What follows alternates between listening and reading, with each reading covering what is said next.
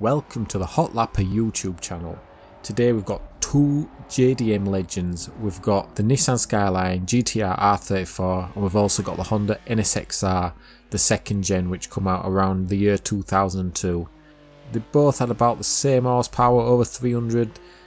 Supposedly they should have had 280 brake horsepower due to a gentleman's agreement which they had back in Japan in them days, but they both had about 330 horsepower, and because of that they were quite quick cars. But which one's the fastest, I don't know, but we're going to find out today and see where they place on the leaderboard.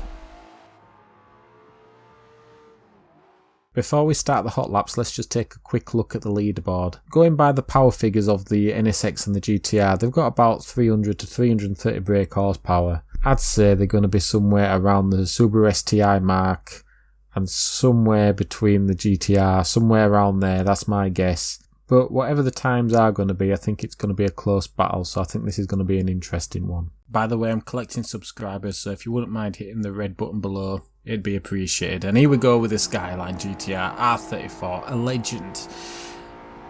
Now the Skyline and the Honda, they both go around 300 to 330 horsepower, and the performance is delivered in a unique way. The Nissan has a turbocharged 2.6 litre inline engine. The four-wheel drive system on it is one of them clever trick systems you get like you're getting an Evo, but this was meant to be even better, and I think back in the day it was kind of unrivaled. It did a 7-minute 52 around the Nürburgring, which was lightning quick back then. I think it might have even been the fastest production car at the time. So the way you have to drive the Skyline is focus on the corner exit. Sometimes it can be a bit heavy entering the corner, but as soon as you know you can floor it on the way out, you don't have to worry about it. The Skyline's got a decent amount of revs, to be fair, so it's turbocharged, and as we go past the finishing line, that's the GTR done.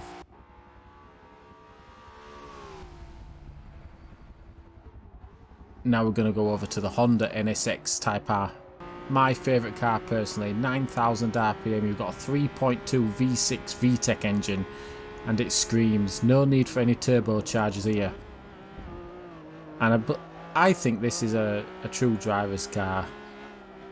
It relies on good braking, lightweight, and a good setup, and that's all it really needs. Compared to the Skyline, it darts in the corner, and that's just because it's so low and so light. The steering's perfect on it.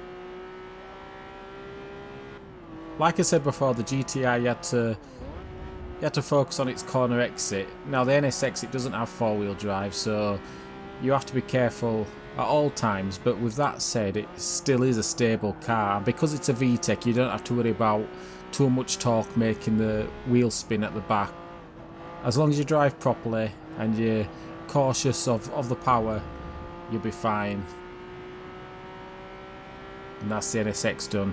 Let's go to the leaderboard and see how fast they've both done. It's going to be a close one, I know that much. So the first time it's underneath the Civic Type R FK8, so not quite managing to beat the front wheel drive Type R, and it's the Nissan GTR at 59 seconds, 0.8. And the NSX Type R beats it by 8/10. Interestingly, exactly the same time as the Civic Type R, so there's about 20 years between them, and they're still clocking about the same speed, but one is front wheel drive car and one's a Civic. That NSX-R at the time was a full-on supercar, so that's quite interesting, and it just goes to show how front wheel drive cars have caught up to the supercars which was coming before them just 20 years ago. So until next time on the Hotlapper YouTube channel, thanks a lot, goodbye. If you liked today's video or you just like sim racing in general, please check my website. It's www.thehotlapper.com. It's a website and there's various stuff there to do with sim racing, but I do have a free ebook which you might like. The ebook is free and it's for newcomers into sim racing or people that are already in sim racing but just want to improve, and the ebook's called The 3 Pillars of Speed. It's free, and if you want it, just put in your email address and I'll send it straight to your inbox.